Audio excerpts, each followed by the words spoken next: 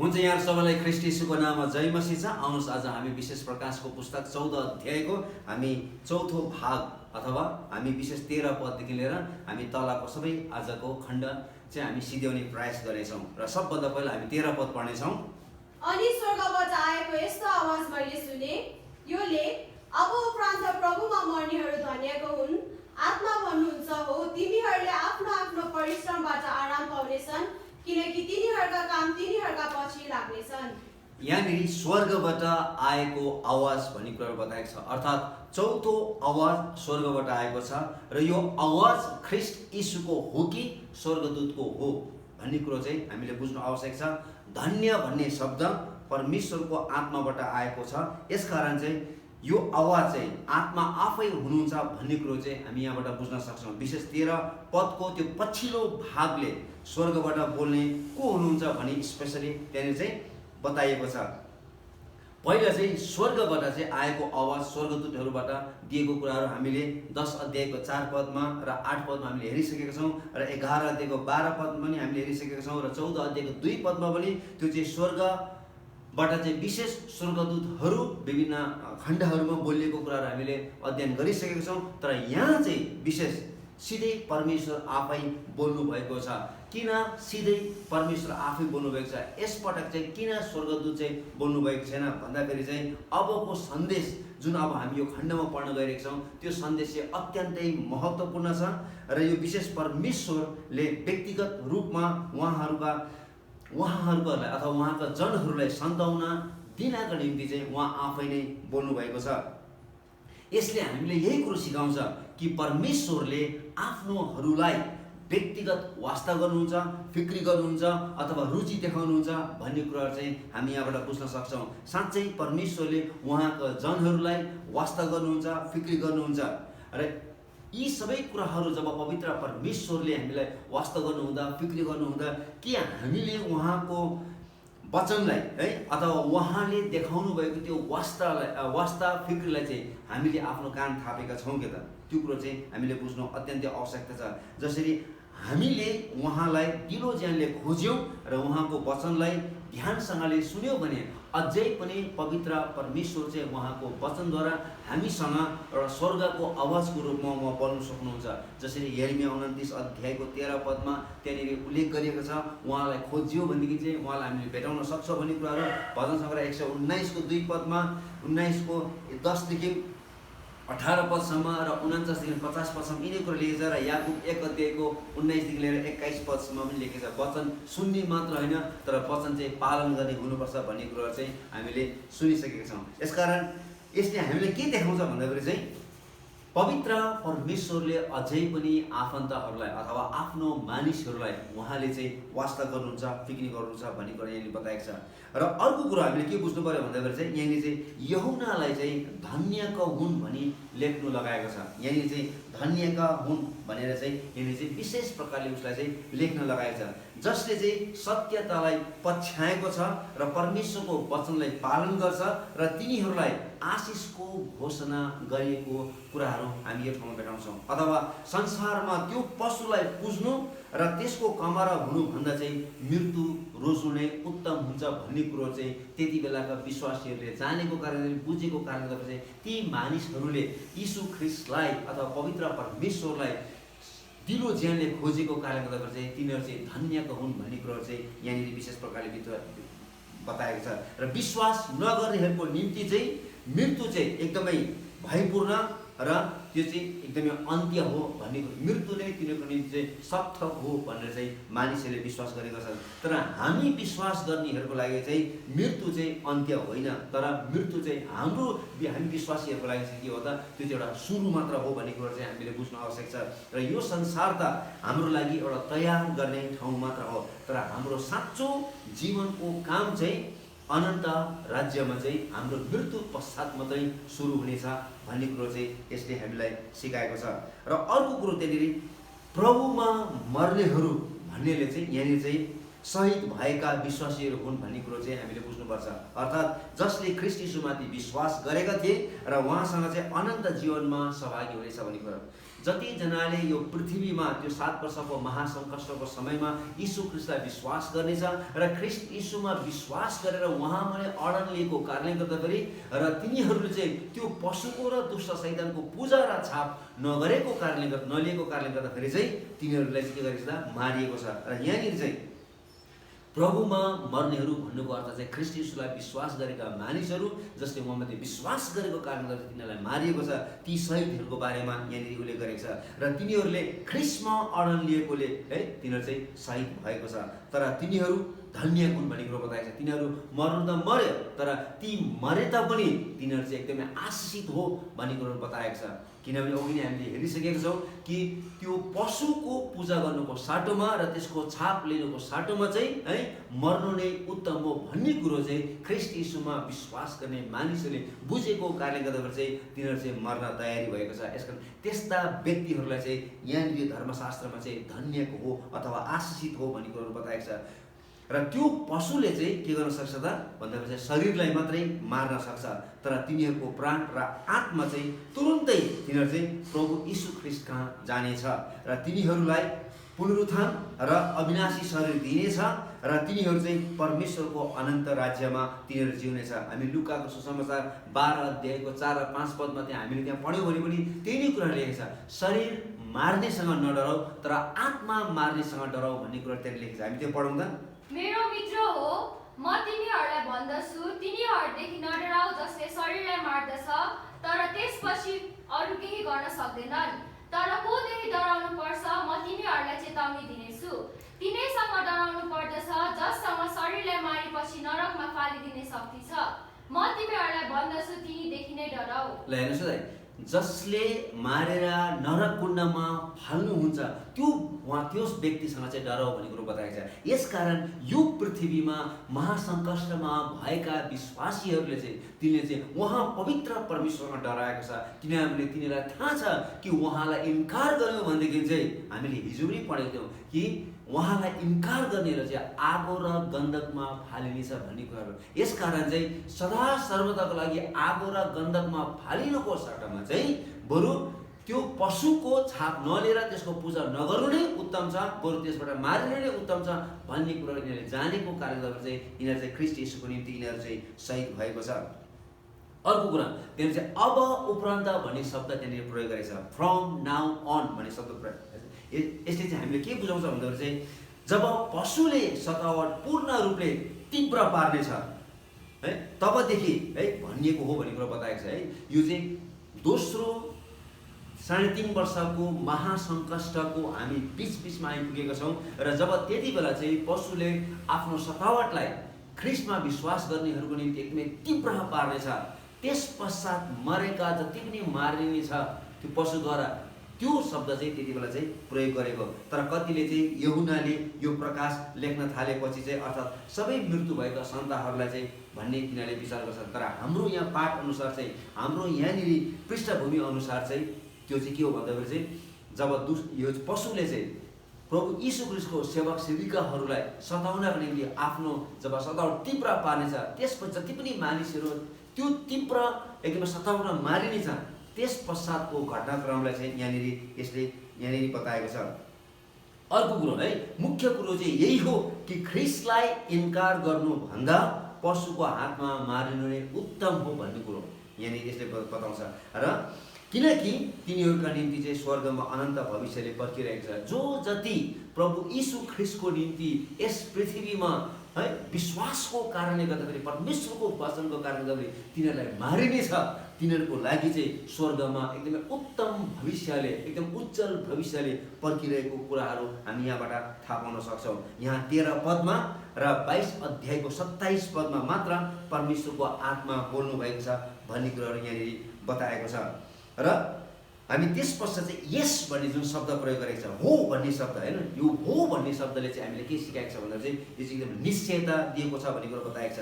यहाँ शहीदहरू धन्यका हुन् भने चाहिँ यिनीहरू चाहिँ निश्चय गरेको छ। अर्थात् जो जति ख्रीष्ट येशूमा मारिएको छ तिनीहरू साँच्चै नै तिनीहरूले आशिष पाउनेछ है भन्ने कुरा चाहिँ यहाँनिर हो भन्ने शब्दले चाहिँ जनाएको छ र त्यसको थुप्रै कारणहरू छ यहाँनिर। ती कारणहरू हामी पढ्नेछौँ र आफ्नो परिश्रमबाट तिनीहरूले के पाउनेछन् त भन्दा चाहिँ आराम पाउनेछन्। हेर्नुहोस् है त, तिनीहरूले हामी पढौँ त एकचोटि फेरि हामी 13 पद पढौँ त। अनि स्वर्गबाट आएको यस्तो आवाज मैले सुने, यो लेख अब उपरान्त प्रभुमा मर्नेहरू धन्यका हुन्।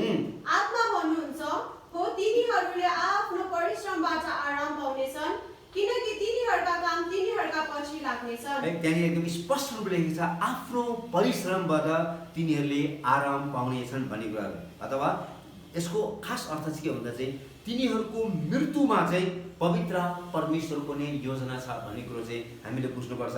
र हामीले यहाँनिर के बुझ्छौँ भन्दा अब तिनीहरूको परिश्रम है, तिनीहरू परिश्रम थकान सबै सकिनेछ भन्नु खोजेको। जति पनि तिनीहरूले यस पृथ्वीमा परिश्रम गर्दाखेरि तिनीहरू थाकेको थियो है, त्यो सबै चाहिँ अब सकिएको छ भन्ने कुरो बताएको छ। र स्वर्गमा परमेश्वरको उपस्थितिमा तिनीहरूले चाहिँ धन्यको अनुभव गर्नेछन् र तिनीहरूको परिश्रमको इनाम पाउनेछ, किनकि प्रभुमा तिनीहरूको परिश्रम व्यर्थ चाहिँ जाँदैन। यसकारण पहिलो कोरिन्थी 15 अध्यायको 58 पदमा त्यही कुरा छ, हामीले जे जति प्रभु यीशु ख्रीष्टको नाममा सानो भन्दा पनि सानो काम गरेका छौँ, अर्थात् हाम्रो घरमा आएको पाहुनालाई एक गिलास चिसो पानी पनि दिएको छौँ भनेदेखि चाहिँ त्यसको इनाम पनि कुनै पनि मूल्यमा गुमाउँदैन है भन्नु खोजेको। यसकारण यहाँनिर चाहिँ प्रभुका सेवक सेविकाहरूले पवित्र परमेश्वरमा विश्वास गरेको कारणले गर्दाखेरि र तिनीहरूलाई पशुले मारेको कारणले गर्दाखेरि चाहिँ यिनीहरूको इनाम चाहिँ ठुलो हुनेछ भन्ने कुरो चाहिँ यहाँनिर बताएको छ। र तिनीहरू चाहिँ पवित्र परमेश्वरको जिउँदो उपस्थितिमा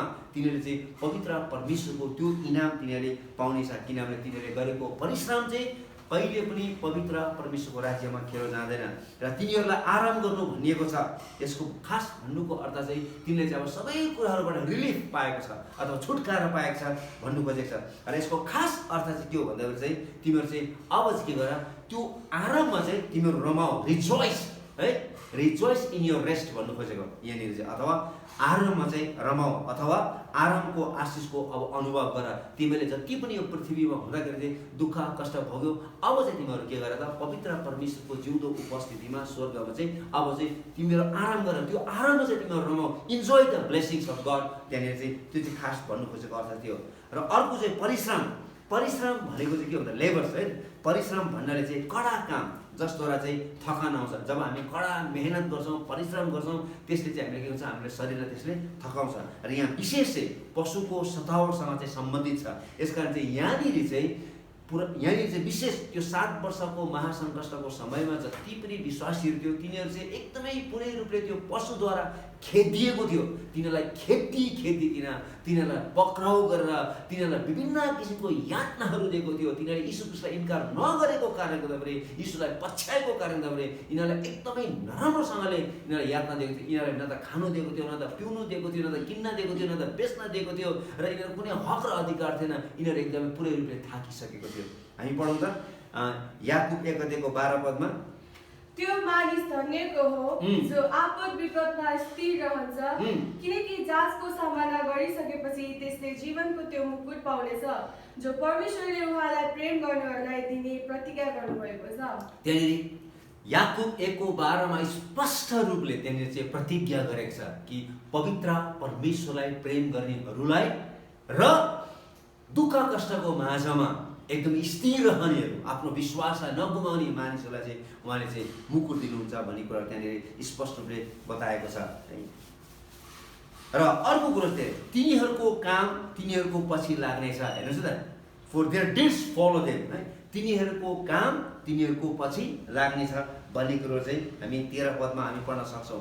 यसले हामीलाई के सिकाउँछ भन्दाखेरि शहीदहरूले साँच्चै आराममा रमाउने छ, किनभने तिनीहरूको परिश्रम व्यर्थ जाने छैन र तिनीहरूले यस पृथ्वीमा हुँदा प्रभुलाई पछ्याउँदा तिनीहरूले जति पनि गुमाएको कुराहरू थियो त्यो भन्दा पनि तिनीहरूले जुन इनाम स्वर्गमा पाउनेछ त्यो चाहिँ यो पृथ्वीमा गुमाएको हरेक थोक भन्दा चाहिँ अत्यन्तै उत्तम हुनेछ भन्ने कुरो चाहिँ यसले हामीलाई जनाएको छ है। यसको स्वर्गमा भएको आनन्द र तिनीहरूको अवस्थाले पृथ्वीमा भएको सबै दुःख र सतावटलाई बिर्सिनेछ। जुन कुरो हामी प्रकाशको पुस्तक 21 अध्यायको 4 पदमा, यशाया 65 को 17 देखि लिएर 18 पदसम्म हामी यी कुराहरू पढ्न सक्छौँ। यसकारण चाहिँ पृथ्वीमा हामीले जति पनि दुःखहरू भोग्छौँ, स्वर्गमा भएको त्यो आनन्दसँग यो पृथ्वीको दुःख चाहिँ के पनि होइन। हामी सबै त्यो पृथ्वीमा हामीले भोगेका दुःखहरू चाहिँ हामी स्वर्ग पुगिसकेपछि हामी त्यो बिर्सिन्छौँ, किनभने त्यो आनन्द चाहिँ, त्यो आशिष चाहिँ अत्यन्तै त्यो एकदमै बृहत हुनेछ। र त्यो आशिषको तुलनामा चाहिँ पृथ्वीमा हामीले भोगेको कष्टहरू चाहिँ, अप्ठ्यारो परिस्थितिहरू चाहिँ त्यो के पनि होइन भन्ने कुरा चाहिँ हामी यहाँबाट बुझ्न सक्छौँ। कामहरू भन्ने जुन शब्दहरू त्यहाँनिर प्रयोग गरेको छ होइन, जसको अर्थ हो काम भन्नाले यहाँ चाहिँ विश्वासीहरूले पवित्र आत्माको शक्तिद्वारा प्रभुको निम्ति गरिएका ती कामहरू हुन् है। र त्यहाँनिर चाहिँ तिनीहरूको पछि लाग्नेछ भन्ने कुरो बताएको छ।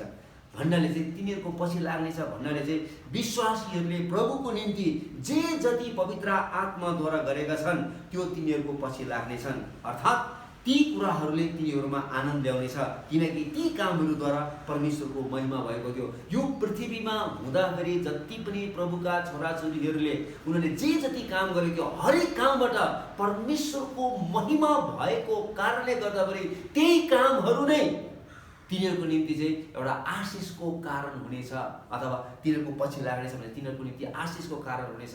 र त्यही कामहरूद्वारा नै तिनीहरूलाई चाहिँ पवित्र परमेश्वरले तिनीहरूलाई चाहिँ इनाम दिनुहुनेछ भन्ने कुरो चाहिँ त्यहाँनिर बताएको छ। जुन कुरो हामी मत्तीको सुसमाचार हामी 25 अध्यायको 19 लिएर 23 पदसम्म हामी पढ्यौँ भनेदेखि चाहिँ त्यहाँनिर चाहिँ प्रभु यीशु ख्रिस्टले है त्यहाँनिर चाहिँ एउटा उखान भन्नुभएको छ।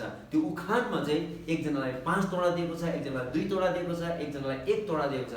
यसकारण 5 तोडा दिनेले 5 तोडा कमाएको छ, 2 तोडा दिनेले 2 तोडा कमाएको छ। र यी दुवैजनालाई चाहिँ मालिकले भन्नुभएको छ, स्याबास असल र इमानदारी नगर, तिमीहरू सानो कुराहरूमा विश्वास भएको कारणले गर्दा अब तिमीलाई धेरै कुराहरूमा तिमीलाई चाहिँ नियुक्ति गरिनेछ भन्ने कुरो बताएको छ। तर 1 तोडा पाउनेले चाहिँ के गरेछ, उसले चाहिँ खनेर राखेको कारणले गर्दा उसले त्यहाँबाट कुनै पनि व्यापार अथवा आम्दानी नगरेको कारणले गर्दा चाहिँ त्योबाट त्यो खोसिएको छ र त्यो मानिसहरू चाहिँ नरक कुण्डमा फालेको छ। यसले हामीले के सिकाउँछ भन्दाखेरि चाहिँ हामी यो पृथ्वीमा हुँदाखेरि हामीले प्रभु यीशु ख्रिस्टलाई जसरी विश्वास गरेका छौँ र त्यो विश्वास अनुसार चाहिँ हामीले त्यो विश्वासको फलहरू चाहिँ हामीले फलाउनु पर्छ भन्ने कुरो बताएको छ। र यदि हामीले फल फलायौँ भनेदेखि चाहिँ हामी त्यही फलहरू नै बाट पवित्र परमेश्वरको महिमा हुनेछ र त्यही फलहरूद्वारा नै पवित्र परमेश्वरले हामीलाई इनाम दिनुहुनेछ। यसको हामी भजन पनि गाउँछौँ होइन, के म जाउँ रित्तै हातले भन्ने कुराहरू होइन। के हामी पवित्र परमेश्वरको हातमा रित्तै हाततिर जाउँ त होइन, हामी पवित्र परमेश्वरको उपस्थितिमा चाहिँ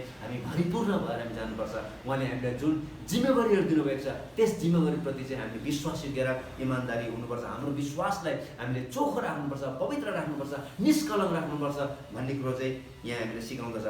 अब हामी 14 पददेखि लिएर 20 पदसम्म हामी पढ्नेछौँ। र यहाँनिर चाहिँ विशेष पृथ्वीमा अब ठुलो कटनी हुन लागेको छ, पृथ्वीमा फसल प्रशस्त मात्रामा पाकेको छ र यहाँनिर चाहिँ ठुलो कटनी हुन लागेको छ। हामी पढौँ त, हामी 14 पद पढौँ। अनि मैले हेरेँ र एउटा सेतो बादल र त्यसमाथि बस्नु भएको मानिसको पुत्र जस्तो एकजनालाई देखेँ, जसको शिरमा सुनको मुकुट थियो र हातमा एउटा धारिलो हँसिया थियो। छोटो विश्रामपछि यहाँनिर फेरि यहाँनिर चाहिँ यूहन्नाले फेरि परमेश्वरको ईश्वरीय क्रोधको विषयमा फर्किआएको घटनाहरू हामी यहाँनिर पढ्न सक्छौँ।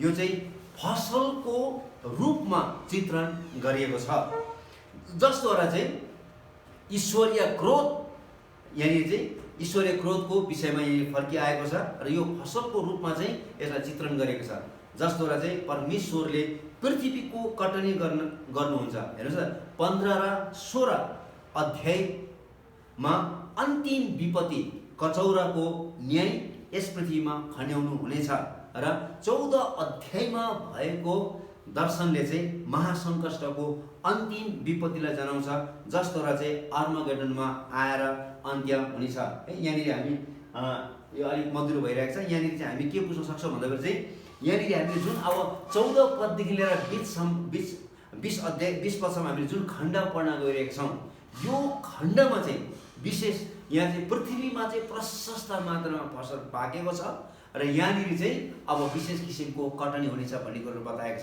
र यसकारण चाहिँ हामीले 13 पदमा चाहिँ र हामीले छोटो एउटा विश्राम हामीले भेटाएका थियौँ। तर अब फेरि लगातार रूपले फेरि 14 पदसम्म चाहिँ जुन विपत्ति यस पृथ्वीमा खन्याउन लाग्नु भएको थियो, जुन न्याय परमेश्वरले खन्याउन लाग्नु भएको थियो, त्यही फेरि विपत्ति र त्यही न्यायको बारेमा चाहिँ फेरि कुरा सुरु भएको छ, अथवा त्यसको विषयवस्तु चाहिँ फेरि यहाँनिर चाहिँ 16 भएको छ। यसकारण चाहिँ यो फसलको रूपमा चाहिँ यसलाई चाहिँ चित्रण गरिएको छ, जसद्वारा चाहिँ परमेश्वरले पृथ्वीमा ठुलो कटनी गर्नुहुनेछ। र यसकारण जुन बारे चाहिँ हामीले चाहिँ 15 अध्यायमा र अब 16 अध्यायमा चाहिँ यो पृथ्वीमा परमेश्वरले आफ्नो विपत्तिहरू पठाएर कसरी चाहिँ त्यो एकदमै प्रशस्त मात्रामा पापले पाकेको फलहरूलाई चाहिँ उहाँले कसरी कटनी गर्नुहुन्छ भन्ने कुरो चाहिँ त्यहाँनिर विशेष प्रकारले उल्लेख गरेको छ। र यो कटनीको समय चाहिँ अर्मगेद्दनको युद्धमा आएर चाहिँ सिद्धिनेछ भन्ने कुरा चाहिँ अब हामी निरन्तर रूपले पढ्दै हामी जानेछौँ। र यहाँनिर चाहिँ पशु र त्यसका सबै व्यवस्था प्रणालीहरू जो 13 अध्यायमा एकदमै विजयी भएको जस्तो देखिए तापनि यहाँ आएर चाहिँ यहाँ 14 अध्यायको यो खण्डमा आएर चाहिँ अब त्यो पशु र त्यसको जति पनि व्यवस्था प्रणालीहरू छ, त्यसको जति पनि योजनाहरू छ, त्यसको जति पनि स्ट्राटेजिसहरू छ, ती सबै कुरोहरू चाहिँ यहाँ आएर के भएको छ त यहाँनिर चाहिँ त्यो चाहिँ पुरै रूपले हार खाएको यहाँनिर चाहिँ घोषणा गरेको कुराहरू हामी भेटाउँछौँ। किनभने परमेश्वरले मानिस है पट्टि फर्किनु, मानिस चाहिँ पवित्र परमेश्वरपट्टि फर्किन्छ कि भनेर परमेश्वर चाहिँ पर्खिँदा पर्खिँदा पर्खिँदा अहिलेसम्म पनि मानिसहरू चाहिँ पवित्र परमेश्वरपट्टि नफर्केको कारणले गर्दाखेरि उल्टा पवित्र परमेश्वरको विरुद्धमा तिनीहरूले एकदमै धेरै पाप गरेको कारणले गर्दाखेरि तिनीहरूको पाप यति धेरै बढेर गएको छ, यति धेरै बढेर गएको छ। र त्यो पापको है त्यो पाप चाहिँ के भन्छ पृथ्वीमा एउटा फसलको रूपमा प्रशस्त मात्रामा पाकिरहेको छ। र त्यो पापको चाहिँ उहाँले चाहिँ विभिन्न न्यायहरू लिएर आएर चाहिँ उहाँले कटनी गर्नुहुन्छ भन्ने कुरो चाहिँ हामी यो खण्डमा हामी पढ्न सक्छौँ। यसकारण हामी यहाँनिर बुझ्न सक्छौँ यहाँनिर चाहिँ रिपर चाहिँ को हो भन्दाखेरि चाहिँ कटनी गर्ने व्यक्तिहरू को हो भन्दाखेरि चाहिँ यहाँ चाहिँ प्रभु यीशु ख्रीष्ट स्वयं हुनुहुन्छ भन्ने कुरा बताएको छ। 14 र 15 पदमा र 17 र 19 पद 17 देखि 19 पदसम्म हामीले पढ्यौँ भनेदेखि चाहिँ त्यहाँनिर चाहिँ प्रभु यीशु ख्रीष्ट र उहाँका पवित्र स्वर्गदूतहरूले यो कटनी गर्नेछ भन्ने कुराहरू त्यहाँनिर उल्लेख गरिएको छ है।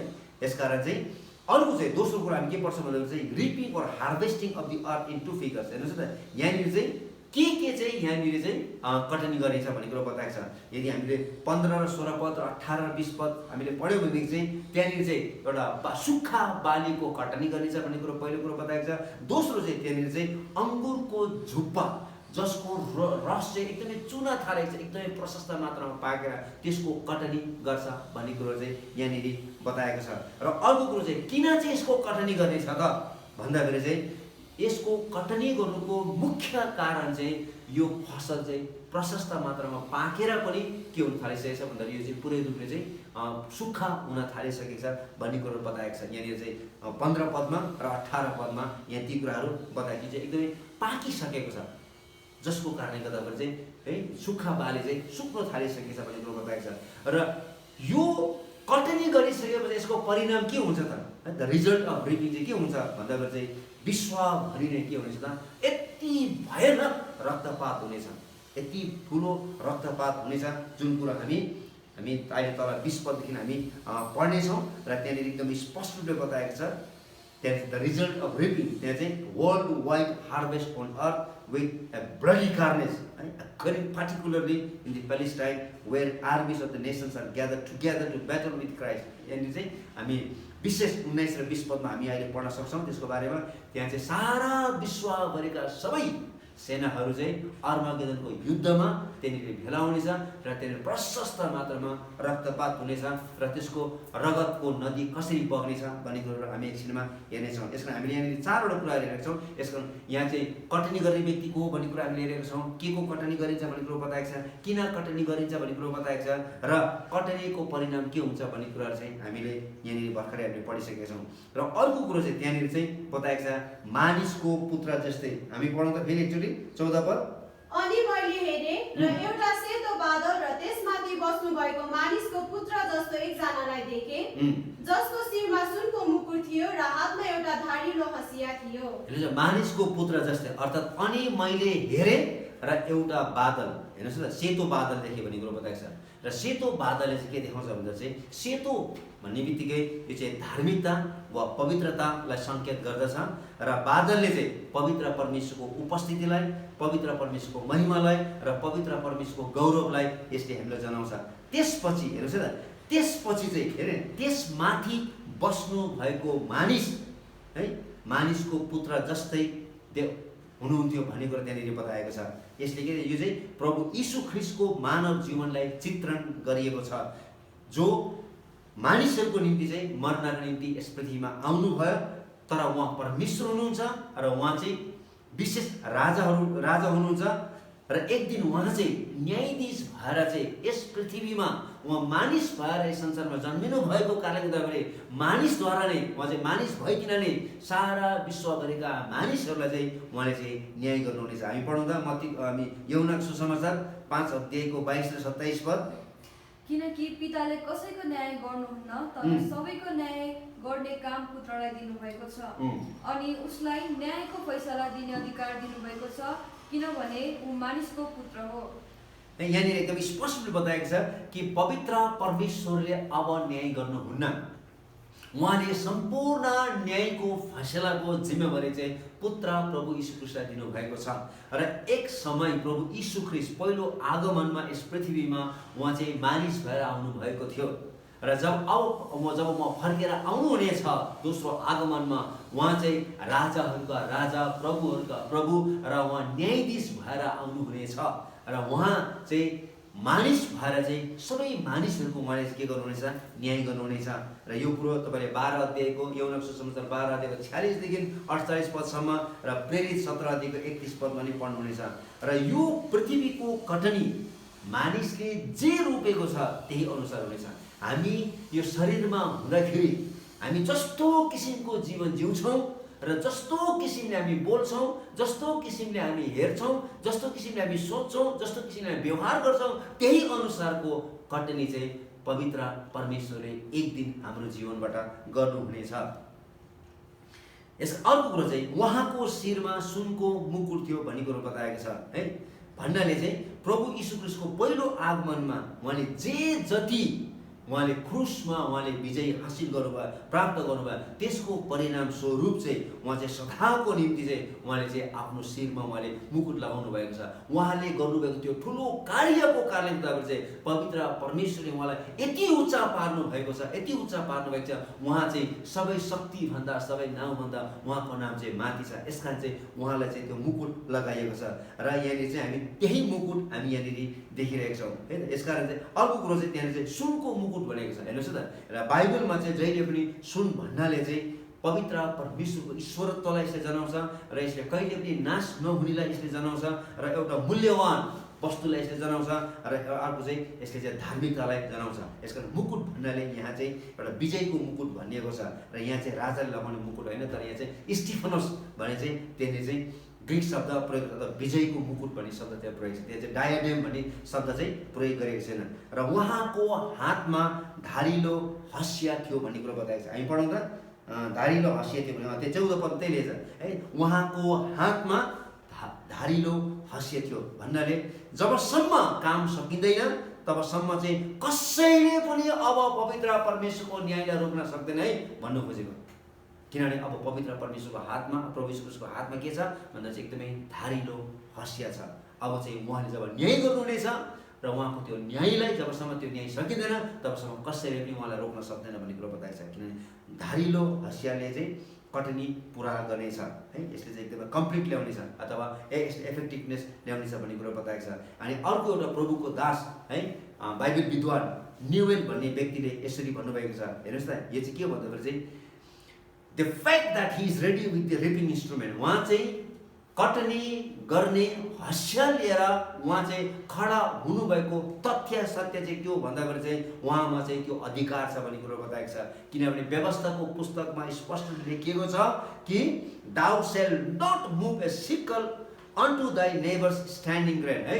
तिमीले आफ्नो छिमेकीको बालीमा तिमीले हँसिया लगाउनु हुँदैन भनेर व्यवस्थामा उल्लेख गरेको छ। यसकारण चाहिँ यहाँनिर चाहिँ प्रभु यीशु ख्रीष्ट चाहिँ यहाँनिर चाहिँ आफ्नो हँसिया लिएर चाहिँ उहाँ धारिलो हँसिया लिएर खडा हुनुभएको छ ताकि त्यो चाहिँ उहाँले पाउनु भएको हक र अधिकार हो भन्ने कुरो चाहिँ हामीले यहाँबाट बुझ्न सक्छौँ। र यहाँनिर चाहिँ हँसिया भन्ने शब्द, सिक्कल भन्ने शब्द चाहिँ 12 पटकसम्म चाहिँ बाइबलमा प्रयोग गरेको छ। ती मध्येमा चाहिँ 7 पटक चाहिँ हामी यो 14 पददेखि लिएर हामी तलको खण्डसम्म हामी यहाँनिर 7 पटकसम्म हामी पढ्न सक्छौँ। र अर्को चाहिँ धारिलो भन्ने शब्द जुन शब्द धारिलो भनेको छ, एकदमै शार्प पनि जुन शब्द प्रयोग गर्छ, त्यो चाहिँ प्रकाशको पुस्तकमा 7 पटकसम्म प्रयोग गरेको छ। र यो यहाँ मात्रै यो खण्डमा मात्रै अहिले हामीले पढेको खण्ड मात्रै 14 पददेखि लिएर त्यहाँ मात्रै 4 पटकसम्म प्रयोग गर्छ। र अर्को 3 पटक चाहिँ प्रभु यीशु ख्रीष्टको मुखबाट निस्केको त्यो दुईधारे तरवारको रूपमा चाहिँ त्यहाँ चाहिँ त्यो धारिलो छ भन्ने कुरा चाहिँ प्रयोग गरेको छ। र हामी 15 पद पढौँ त। अर्को एउटा स्वर्गदूत मन्दिरबाट बाहिर आए र बादलमाथि बस्नुहुनेलाई चर्को स्वरले भने, तपाईको हँसिया लिनुहोस् र कटनी गर्नुहोस्, किनकि कटनीको समय आएको छ, किनभने पृथ्वीको बाली पुरै पाकिसकेका छन्। ल हेर्नुहोस् है, यहाँनिर अर्को स्वर्गदूत भन्ने कुराहरू यहाँनिर बताएको छ है त। यसले हामीले के बताउँछ भन्दा simply relates this agent to the other angels mention earlier in this chapter. यो चाहिँ त्यही स्वर्गदूत हो जुन स्वर्गदूतको बारेमा हामीले त्योभन्दा पहिला पनि हामीले पढिसकेका छौँ। र यहाँनिर चाहिँ मन्दिरबाट बाहिर आए भन्नाले चाहिँ स्वर्गदूत चाहिँ स्वर्गको मन्दिर अर्थात् पिताको उपस्थितिबाट आएको छ भन्ने कुरो चाहिँ हामी यो बुझ्न सक्छौँ। यो कुरो चाहिँ 17 पदमा पनि त्यही नै कुराहरू बताएको छ। र अर्को चाहिँ चर्को स्वरले करायो भन्ने कुरो बताएको छ। हेर्नुहोस् न, चर्को स्वरले यहाँ चाहिँ स्वर्गदूतले है तपाईँ हँसिया लिनुहोस् र कटनी गर्नुहोस् भने चाहिँ उसले चर्को स्वरले भनेको छ। यसको खास अर्थ चाहिँ के भन्दा चाहिँ ख्रीष्ट आफैले भन्नुभएको छ। यहाँनिर चाहिँ परमेश्वरले नै सबै कुरा चाहिँ नियुक्त गर्नुभएको छ। हामी पढौँ त मत्तीको सुसमाचार 24 अध्यायको 36 पद। तर त्यस दिन र घडीको समयमा पिता बाहेक कसैले जान्दैनन्, न त स्वर्गका दूतहरूले न पुत्रले। ल यहाँनिर चाहिँ एकदम स्पष्ट रूपले यहाँ चाहिँ स्वर्गदूतले प्रभु यीशु ख्रीष्टलाई तपाईको हँसिया लिनुहोस् भनेर चाहिँ त्यहाँनिर चाहिँ उहाँलाई त्यो हँसिया थमाउन गइरहेको छ। तर खास प्रभु यीशु ख्रीष्ट आफूलाई नै थाहा थियो कि पवित्र परमेश्वरले नै सबै कुराहरू नियुक्त गर्नुभएको छ भन्ने कुराहरू, र परमेश्वरको योजना बिना परमेश्वरको इच्छा बिना कुनै पनि कुराहरू हुँदैन, र हरेक कुरोको सीमितपना परमेश्वर आफैले तोकिदिनु भएको छ भन्ने कुरो चाहिँ हामी यहाँबाट बुझ्न सक्छौँ। हामी जुन कुरो प्रेरितको पुस्तक 1 अध्यायको 7 पदमा पनि हामी पढ्न सक्छौँ। यहाँनिर चाहिँ कटनी गर्नु भन्नुको चाहिँ यसले के देखाउँछ भन्दाखेरि चाहिँ यहाँ चाहिँ मृत्यु र नाशको कुराहरू यहाँनिर गरेको छ।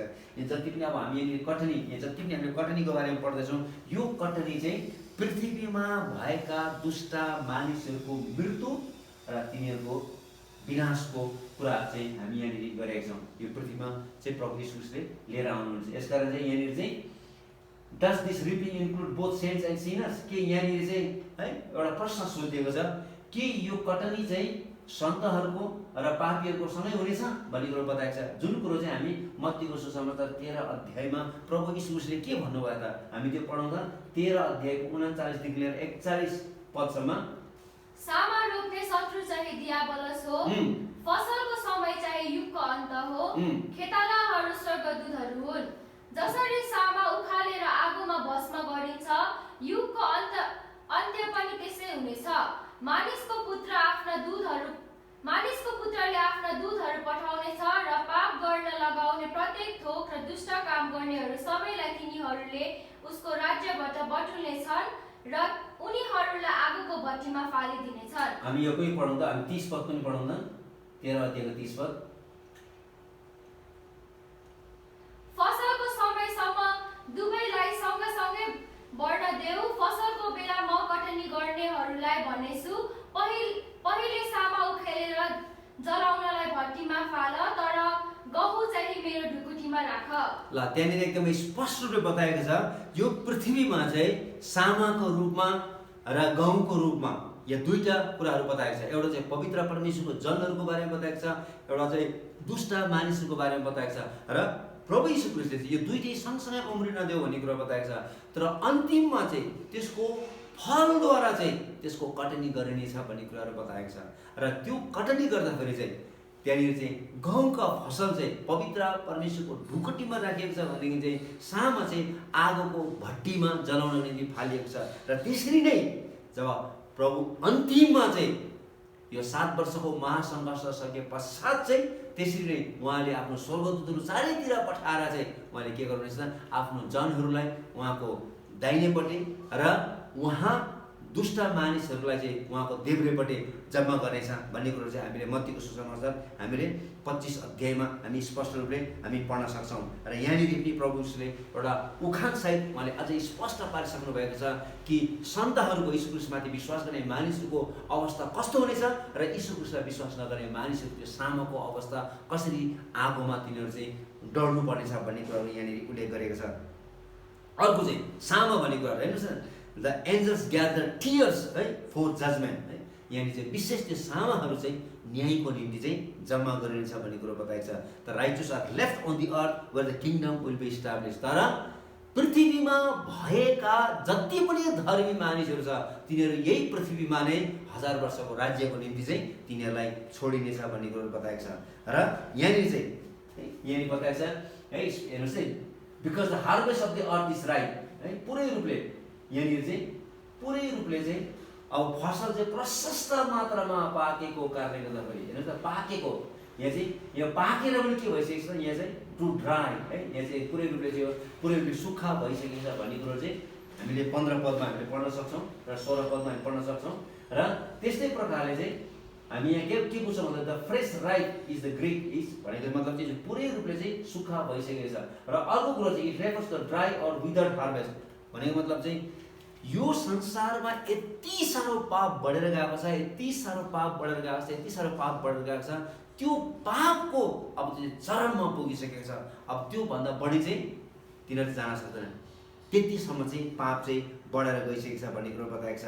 र राइडी भने प्रभुका दासले हामीलाई यसरी सिकाउनु भएको छ, यो पृथ्वीमा भएका मानिसहरूले चाहिँ हेर्नुहोस् न तिनीहरू चाहिँ कस्तो किसिमको जीवन जिएको छ भनेको यहाँनिर एकदम स्पष्ट हुन्छ। The inhabitants of the earth are withered, यो पृथ्वीमा भएका मानिसहरू चाहिँ के भइसकेको छ भन्दा चाहिँ सुकिसकेको छ, किनभने तिनीहरूमा जीवन छैन। किन जीवन चाहिँ केवल ख्रिस्ट यीशुमा मात्रै पाउँछ। ख्रिस्ट यीशुमा विश्वास गर्ने मानिसहरूले मात्रै साँचो जीवनको अनुभव गर्न सक्छ, तर ख्रिस्ट यीशुलाई विश्वास नगर्ने मानिसको जीवन चाहिँ के भन्छ, सुक्खा हुनेछ। यसकारण चाहिँ तिनीहरू चाहिँ के को निम्ति तयारी भएको छ भन्दा चाहिँ न्यायको निम्ति चाहिँ पुरै रूपले तयारी भएको छ। हेर्नुहोस् त, mankind was to be productive vine for God's glory, but the nation turned to God. हेर्नुहोस् न, यानी स्पष्ट बुझ्दै पृथ्वीमा भएका मानिसहरू चाहिँ त्यो अङ्गुरको अथवा दागको बोट जस्तो हुनुपर्ने थियो पवित्र परमेश्वरको निम्ति फलहरू फलाउनको निम्ति, तर मानिसहरू चाहिँ पवित्र परमेश्वरबाट फर्केको कारणले गर्दा चाहिँ त्यो दागमा के छैन, फल लाग्न सकेको छैन, तिनीहरू चाहिँ सुकिसकेको छ भन्नु खोजेको। यसकारण चाहिँ परमेश्वरले के गर्नुभयो त, परमेश्वरले इजरायल राष्ट्रलाई बोलाउनु भयो उहाँको निम्ति फलहरू फलाउनको निम्ति, तर इजरायल राष्ट्र पनि पवित्र परमेश्वरको विरोधमा बागी भएको कारणले गर्दाखेरि चाहिँ तिनीहरू पवित्र परमेश्वरबाट तिनीहरू फर्केको कारणले गर्दाखेरि तिनीहरूले पनि साँचो दागको फल फलाउन सकेन, जुन कुरो हामी यसाया 5 अध्यायमा हामी पढ्न सक्छौँ। यसकारण चाहिँ उहाँले आफ्नो पुत्र प्रभु यीशु ख्रीष्टलाई यस पृथ्वीमा पठाउनु भयो र यीशु ख्रीष्टले भन्नुभयो साँचो दागको बोट म नै हुँ भन्ने कुरो उहाँले भन्नुभयो। र उहाँमाथि विश्वास गर्यो भनेदेखि चाहिँ उहाँमा रह्यौँ भनेदेखि चाहिँ हामी धेरै फल फलाउन सक्छौँ भन्ने कुरो त्यहाँनिर स्पष्ट रूपले यूहन्नाको सुसमाचार 15 अध्यायमा ती कुराहरू बताएको छ। र everyone else must wither and be gather for the judgment. यसको जतिजना यीशु ख्रीष्टमा रहँदैन र यीशु ख्रीष्टमाथि विश्वास गर्दैन ती सबैलाई चाहिँ पवित्र परमेश्वरले आफ्नो न्यायको निम्ति है, यीशु ख्रीष्ट आफैले पनि भन्नुभएको छ साँचो दागको बोट म नै हुँ, हरेक फल नफलाउने हाँगाहरू काटिनेछ र त्यसलाई आगोमा फालिनेछ। र जसले यीशु ख्रीष्टलाई विश्वास गरेको छ है तिनीहरूले फल फलाउनेछ, जसले यीशु ख्रीष्टलाई विश्वास गरेको छैन तिनीहरू त्यो हाँगाहरू काटिनेछ र तिनीहरूलाई चाहिँ आगोमा फालिनेछ भन्ने कुरो चाहिँ स्पष्ट बताएको छ। 16 पद हामी पढौँ त। यसरी बादलमाथि बस्नुहुनेले आफ्नो हँसिया पृथ्वीमाथि चलाउनु भयो अनि पृथ्वीको कटनी भयो। ल हेर्नुहोस् है, यहाँनिर चाहिँ पृथ्वीको कटनी भयो भन्ने कुराहरू यहाँनिर एकदम स्पष्ट रूपले बताएको छ। र यहाँनिर चाहिँ अल्टिमेट सोर्स अफ रिपिङ चाहिँ कहाँ हो भन्दाखेरि चाहिँ the lord the act and the result यहाँनिर स्पष्ट रूपले बताएको छ। यसकारण चाहिँ यहाँनिर चाहिँ रिप भन्ने जुन शब्द प्रयोग गरेको छ है, अब चाहिँ यसको सबै डिटेल चाहिँ अब चाहिँ बाँकी भागमा अब कसरी चाहिँ उहाँले चाहिँ विभिन्न विपत्तिहरू पठाएर चाहिँ यस पृथ्वीमा उहाँले न्याय गर्नुहुन्छ अथवा त्यो चाहिँ कटनी गर्नुहुन्छ भन्ने कुरो चाहिँ यहाँनिर बताएको छ। यसकारण भाइन अफ दि अर्थ हामी 17 देखि 20 पदसम्म हामी पढौँ त।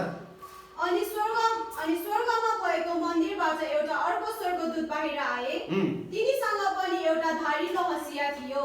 तब वेदीबाट अर्को स्वर्गदूत आए जसको आगोमाथि शक्ति थियो। धारिलो हँसिया लिनेलाई चर्को स्वरले तिनले भने, तिम्रो धारिलो हँसिया चलाऊ र पृथ्वीका अङ्गुरहरूका झुप्पाहरू जम्मा गर, किनकि पृथ्वीका अङ्गुर पुरै पाकिसकेका छन्। ती स्वर्गदूतले आफ्नो हँसिया पृथ्वीमा चलाए र पृथ्वीका अङ्गुरको फसल जम्मा गरे र त्यसलाई परमेश्वरका क्रोधको ठुलो दागकुण्डमा फ्यालिदिए। सहर बाहिरको दागकुण्डमा ती अङ्गुर कुल्चिए। दागकुण्डबाट रगत निस्किए बग्यो। त्यो रगत घोडाको लगमसम्म पुग्ने गरी गहिरो थियो र 300 किलोमिटरसम्म फैलिएको थियो। ल हेर्नुहोस्, कति भयानक प्रकारले पवित्र परमेश्वरले यस पृथ्वीको कटनी गर्नुहुन्छ अथवा न्याय गर्नुहुन्छ भन्ने कुरो चाहिँ यहाँनिर स्पष्ट रूपमा बताएको छ। र यहाँनिर चाहिँ विशेष किसिमको एउटा दृश्य प्रभु यीशु ख्रीष्टको दोस्रो आगमन र यहाँनिर चाहिँ अर्मगेदनको अन्तिम युद्धमा जहाँ सारा जातिका मानिसहरू भेला हुनेछ त्यसको एउटा चित्रण यहाँनिर विशेष प्रकारले गरिएको छ। यहाँनिर विभिन्न किसिमको मेटाफोरहरू, साङ्केतिक भाषाहरू यहाँनिर प्रयोग गरेको छ। यहाँनिर के बताएको छ, सबभन्दा पहिला चाहिँ हामीले अहिले पढ्यौँ, यहाँनिर चाहिँ सुक्खा अन्ना अथवा बाली भनेर अघि हामीले पढिसकेका छौँ 15 र 16 पदमा। त्यसपछि हामीले सामा भनेर अघि हामीले पढ्यौँ 13 अध्यायमा मत्तीको सुसमाचारमा।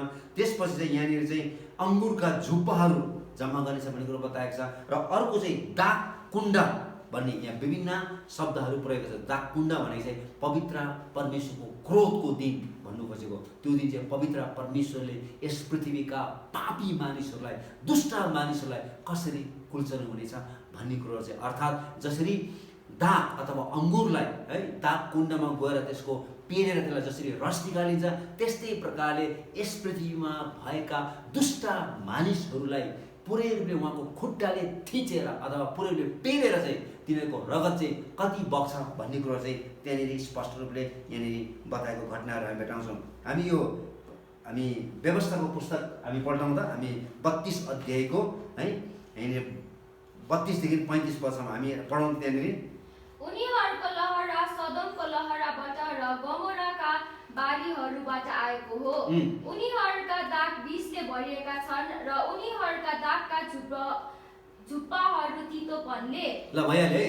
ल तपाईँले आफै पढ्न सक्नुहुन्छ, त्यहाँनिर एकदम स्पष्ट रूपले बताएको छ। यहाँनिर हेर्नुहोस् है त, यहाँनिर the church of Jesus Christ is gun. हेर्नुहोस्, हामीले एउटा कुरो के बुझ्नु पर्यो भन्दाखेरि चाहिँ यो 7 वर्षको महासङ्कष्ट हुँदाखेरि चाहिँ यस पृथ्वीमा मण्डली हुँदैन, किनभने यो चर्च चाहिँ उठाइलगिसकेको हुन्छ अथवा साँचो दाग चाहिँ यस पृथ्वीबाट उठाइलगेको हुन्छ है। क्राइस्ट जो चाहिँ हाम्रो चाहिँ कुन हुन्छ, साँचो दागको बोट हुनुहुन्छ, has been rejected by the nation and Israel. हेर्नुहोस् त, र मण्डलीले उहाँमाथि विश्वास गरेर तिनीहरू उठाइलगेको छ। तर जातिका मानिसहरूले र इजरायल राष्ट्रले हाम्रो यीशु ख्रीष्ट जो साँचो दागको बोट हुनुहुन्छ उहाँलाई इन्कार गरेको कारणले गर्दाखेरि चाहिँ हेर्नुहोस् है त, with the exception of the remnant of believers from every tribe, tongues and all nations, all the earth has been given themselves over to Satan. त्यसकारण चाहिँ त्यो 7 वर्षको महासङ्कष्टमा कतिपय मानिसहरूले यीशुलाई विश्वास गरेछ।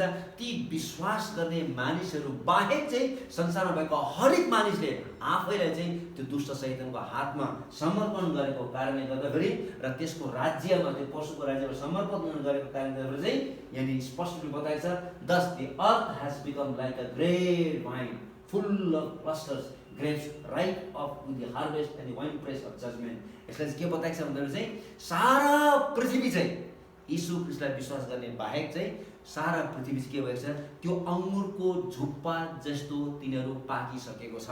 तर के को निम्ति? तिनीहरू चाहिँ न्यायको निम्ति पाकिसकेको छ। तिनीहरू त्यसको चाहिँ कटनी हुनेछ।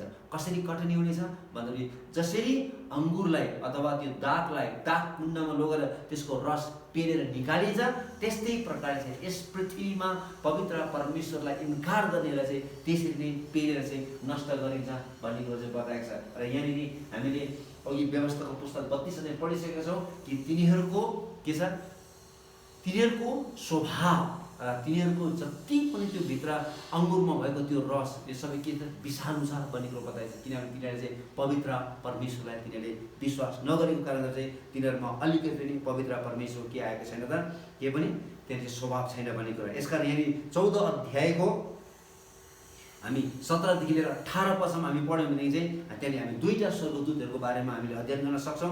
विशेष पहिलो 17 पदमा त्यो चाहिँ माथि स्वर्गबाट आएको छ है, माथि स्वर्गको मन्दिरबाट आएको छ अथवा पवित्र परमेश्वरको उपस्थितिबाट आएको छ र के को निम्ति आएको छ भन्दाखेरि चाहिँ त्यो फसलको केवल न्याय गर्न निम्ति आएको छ भन्ने कुरो बताएको छ।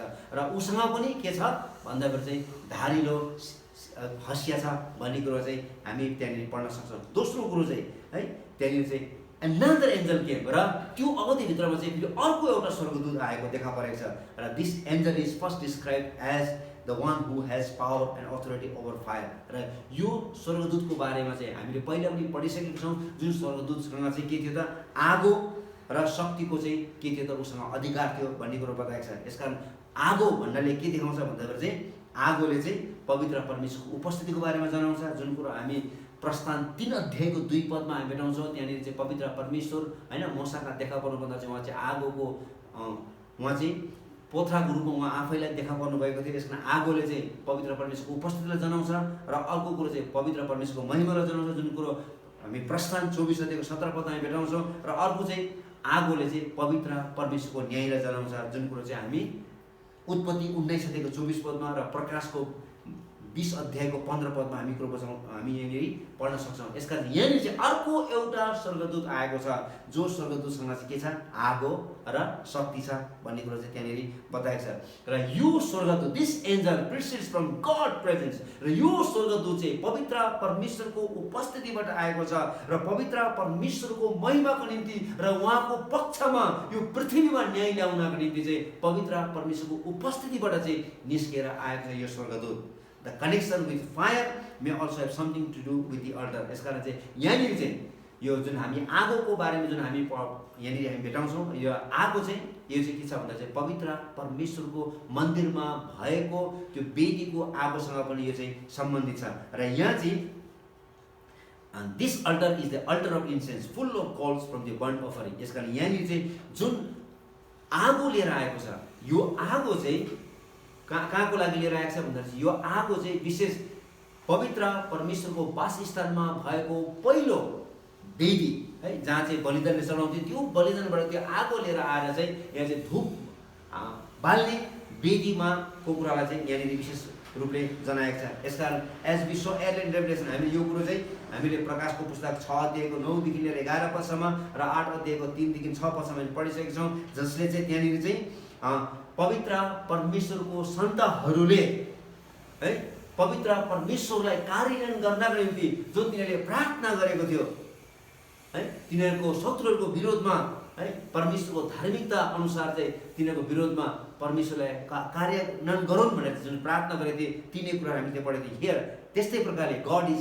Acting to vindicate his saints persecuted and martyred for their faith in Jesus Christ। त्यस्तै प्रकारले यहाँनिर चाहिँ जति पनि पवित्र परमेश्वरको जनहरूलाई यो पृथ्वीमा मानिसले दुःख दिएको छ कष्ट दिएको छ तिनीहरूलाई मारेको छ ती सबैको विरोधमा चाहिँ अब पवित्र परमेश्वरले बदला लिनका निम्ति चाहिँ यहाँनिर चाहिँ स्वर्गदूत चाहिँ के आएको छ त आगो लिएर यहाँनिर चाहिँ पवित्र परमेश्वरको उपस्थितिबाट चाहिँ आएको छ र अब त्यो चाहिँ पृथ्वीमा खन्याउन लागेको घटनाहरू हामी पढ्दैछौँ। यसकारण this angel thus speaks to the angel with the sharp sickle. अनि यो स्वर्गदूतले चाहिँ जुन स्वर्गदूतसँग चाहिँ एकदमै धारिलो त्यहाँनिर चाहिँ हँसिया थियो त्यो धारिलो हँसिया हुने स्वर्गदूतसँग चाहिँ यो आगो लिएर आउने पवित्र परमेश्वरको उपस्थितिबाट आउने स्वर्गदूतले बोल्दछ। यहाँनिर के भनेको छ हेर्नुहोस् त यहाँनिर हेर्नुहोस् न and commands him to put the sickle and harvest the ripe great clusters from the poisonous vine of the earth. है पृथ्वीमा भएको हेर्नुहोस् न विषालु दागबाट उम्रेका त्यो विषालु त्यो विशेष दागको झुप्पामा चाहिँ तिम्रो चाहिँ हँसियाले हिर्काऊ अथवा त्यसलाई काटा त्यसलाई कटनी गर भनेर चाहिँ आदेश दिएको कुराहरू हामी यहाँनिर भेटाउँछौँ। द वर्ड राइट भन्ने कुरा है अघि पनि हामी पढिसकेका छौँ।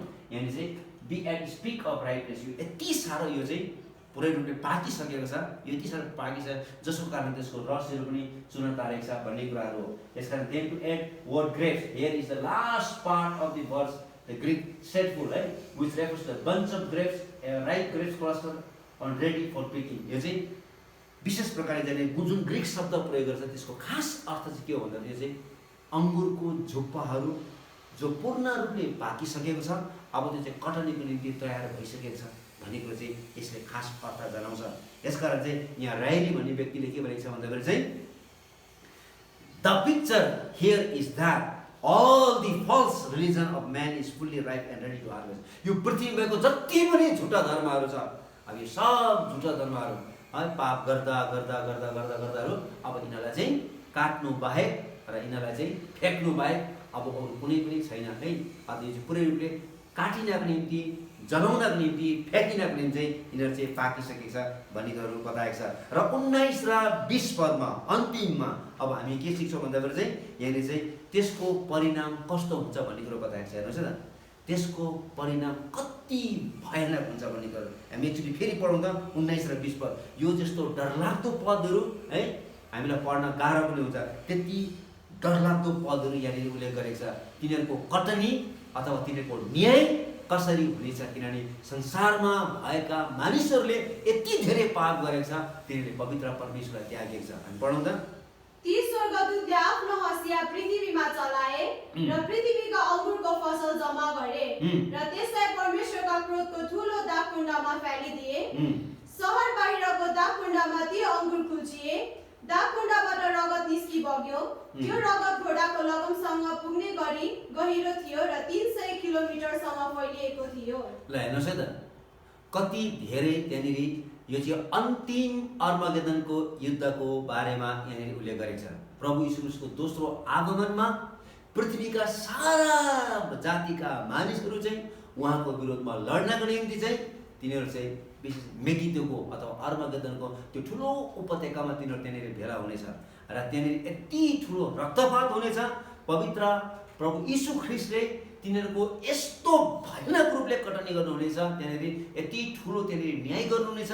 त्यहाँनिर बताएको छ त्यहाँ चाहिँ 300 किलोमिटरसम्म त्यहाँनिर चाहिँ एकदमै भयानक रूपमा त्यहाँनिर चाहिँ युद्ध हुनेछ भन्ने कुरो बताएको छ र तिनीहरूको रगत यति धेरै बग्नेछ, यति धेरै बग्नेछ त्यहाँनिर चाहिँ बताएको छ है। घोडाको यहाँसम्म है यो लेभलसम्म पुग्नेछ भन्ने कुरो बताएको छ है। त्यति धेरै रगत चाहिँ है यहाँनिर चाहिँ बग्नेछ भन्ने कुरो चाहिँ स्पष्ट रूपले बताएको छ। जसरी चाहिँ हेर्नुहोस् यहाँ जसरी हेर्नुहोस् the wine press trodden outside the city, अनि यो चाहिँ के भनेको छ सहर बाहिर भनेको मतलब चाहिँ यो चाहिँ यरुसलेमको सहर बाहिर त्यो यो चाहिँ विशेष प्रकारले यो चाहिँ घटना घट्नेछ अथवा यो चाहिँ अर्मगेदनको उपत्यकामा हुनेछ, मेगिदोको है विशेष उपत्यकामा यो चाहिँ हुनेछ। र यति डरलाग्दो हुनेछ, blood coming out of the press है। जसरी चाहिँ दागलाई दागकुण्डमा पेल्दाखेरि जसरी त्यो रस आउनेछ, त्यस्तै प्रकारले यो अन्तिम पवित्र प्रभु यीशु ख्रीष्टले यस पृथ्वीमा यो पापले भरिएका मानिसहरूको न्याय गर्नु हुँदाखेरि चाहिँ तिनीहरूलाई यति नराम्रोसँगले तिनीहरूलाई कटनी गर्नुहुनेछ र तिनीहरूको रगत यति ठुलो रक्तपात हुनेछ, त्यो रगत चाहिँ घोडाको लगमसम्म आइपुग्नेछ भन्ने कुरो चाहिँ स्पष्ट रूपले बताएको छ। र धेरै मानिसहरूको बाइबल विद्वानहरूको भनाइ चाहिँ यो पनि छ कि रगत भन्दाखेरि त्यति बेला पानी पनि परेको कारणले गर्दाखेरि चाहिँ है त्यो रगत र पानी मिसिएको कारणले गर्दाखेरि चाहिँ त्यो चाहिँ त्यति धेरै है हाम्रो यो चाहिँ कञ्चडसम्म अथवा घोडाको त्यो कञ्चडसम्म चाहिँ त्यो चाहिँ अथवा त्यसको लगम लगाउने ठाउँसम्म चाहिँ त्यति धेरै चाहिँ रगत यस पृथ्वीमा बग्नेछ र लगभग 300 किलोमिटरसम्म चाहिँ यो युद्धको लामो है हुनेछ भन्ने कुरो बताएको छ। यहाँ के भन्छ, from the press refers to gathering of the armies of the nations to Megiddo in the north of Jerusalem from the great battle with the Lord Jesus Christ describe revelation है। हामी 19 अध्यायको 17 देखि लिएर 19 पदसम्म लेखेको छ। यो 3 अध्यायमा यी कुराहरू बताएको छ। त्यसका चाहिँ this will result in the bloodiest battle carnage of the human flesh of the world as ever known। अहिलेसम्म पृथ्वीमा त्यति भयानक र त्यति डरलाग्दो युद्ध कहिले पनि भएको छैन र त्यति धेरै डरलाग्दो युद्ध र त्यति डरलाग्दो है र भयानक त्यहाँनिर चाहिँ रक्तपात हुनेछ भन्ने कुरो चाहिँ हामी यहाँबाट बुझ्न सक्छौँ। यसकारण यो कुरो चाहिँ हामी यसाया 63 अध्यायको 3 देखि हामी 6 पदसम्म पनि पढ्न सक्छौँ। यसकारण हामीले 14 अध्यायबाट है हामीले एकदमै थुप्रै कुराहरू सिकेका छौँ र अब हामी 14 अध्याय हामी सकिरहेका छौँ र हामीले के बुझ्नु पर्यो भन्दा चाहिँ यो 14 अध्यायमा चाहिँ है हामीले के पढ्यौँ भन्दाखेरि चाहिँ यो चाहिँ 7 वर्षको सुरुदेखि लिएर अन्तिमसम्मको घटनाक्रमलाई यो 14 अध्यायले हामीलाई चाहिँ स्पष्ट पारिदिएको छ। र अब जति पनि यहाँनिर चाहिँ जुन किसिमको अब आउने युद्धहरूको बारेमा यहाँनिर बताएको छ जुन प्रभु यीशु ख्रीष्टको जुन यानि एकदमै कटनीको बारेमा यहाँनिर बताएको छ अथवा त्यो अन्तिम न्यायको बारेमा बताएको छ, त्यो अन्तिम न्यायहरू चाहिँ अब हामीले 15 अध्याय र 16 अध्यायमा प्रभु यीशु ख्रीष्टले कसरी त्यो कचौराबाट चाहिँ यस पृथ्वीमा भएका मानिसहरूलाई उहाँले चाहिँ त्यो न्यायद्वारा चाहिँ उहाँले चाहिँ न्याय गर्नुहुनेछ भन्ने कुरोहरू चाहिँ हामी विशेष अध्ययन गर्नेछौँ। यसकारण चाहिँ अझै पनि हामीलाई मौका छ है। हिजो पनि हामीले पढिरहेका थियौँ, अस्ति पनि हामीले पढिरहेका थियौँ कि परमेश्वरले यति भयानक र अप्ठ्यारो परिस्थितिमा पनि अन्धकारको बिचमा पनि उहाँले एउटा ज्योति पठाउनु भएको छ, अर्थात् परमेश्वरको अनुग्रह उहाँले पठाउनु भएको छ। उहाँमाथि विश्वास गर्नेहरूलाई घरिघरि उहाँले चाहिँ आह्वान गरिरहनु भएको छ, अझै आऊ, त्यो पशुमाथि विश्वास नगर, पशुको प्रणालीमाथि विश्वास नगर, मूर्ति पूजालाई नपूज, परमेश्वरमा अझै पनि आशा छ भनेर परमेश्वरले मौका दिइरहनु भएको छ। यसमा सबै मानव जातिलाई परमेश्वरले अझै पनि मौका दिइरहनु भएको छ र परमेश्वर पर्खिरहनु भएको छ कतै मानिस उहाँबाट फर्किन्छ कि भनेर उहाँले अझै पनि पर्खिरहनु भएको छ, किनभने उहाँले जुन क्रुसमा उहाँले जुन मुक्तिको काम उहाँले सक्नु भएको छ त्यो चाहिँ सबै मानव जातिको निम्ति हो। र परमेश्वर कति प्रेमिलो हुनुहुन्छ, उहाँको दया कति धेरै छ भन्ने चाहिँ यहाँबाट हामी बुझ्न सक्छौँ। तर उहाँमाथि विश्वास नगर्ने, उहाँलाई इन्कार गर्नेहरूको निम्ति चाहिँ यो ठुलो विपत्ति चाहिँ निश्चय पनि आउनेछ। हुन्छ, परमेश्वरले तपाईहरु सबैलाई आजको यो पवित्र वचनबाट आशिष दिएका हुन्। हुन्छ, जय मसीह। धन्यवाद।